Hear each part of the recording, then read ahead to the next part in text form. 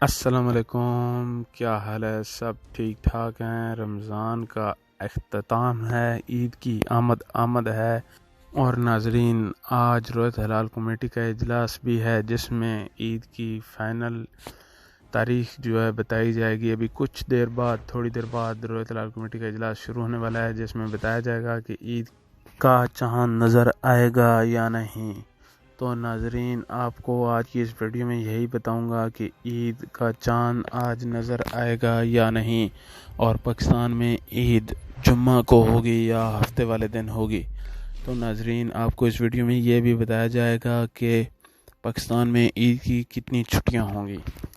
تو ناظرین، رویت ہلال کمیٹی کے اجلاس سے پہلے آپ کو بتا رہا ہوں جو ایکسپیکٹڈ ڈیٹ کی جا رہی ہے، جو تقریباً جس کے 100% چانس ہیں، جس ڈیٹ کو عید ہوگی پاکستان میں، وہ ہے پاکستان میں 30 روزے پورے 30 روزے ہوں گے، اور عید کا چاند آج نظر نہیں آنے والا۔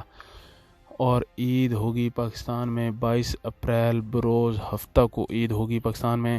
تو ناظرین، اگر 22 اپریل بروز ہفتہ کو عید ہوتی ہے تو پاکستان میں عید کی 3 چھٹیاں ہوں گی۔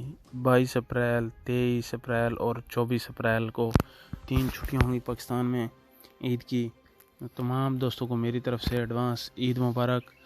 اور ناظرین، اگر ویڈیو پسند آئے تو ویڈیو کو لازمی لائک کر دیجیے گا۔ ملتے ہیں اگلی نیکسٹ ویڈیو میں، تب تک کے لیے اللہ حافظ۔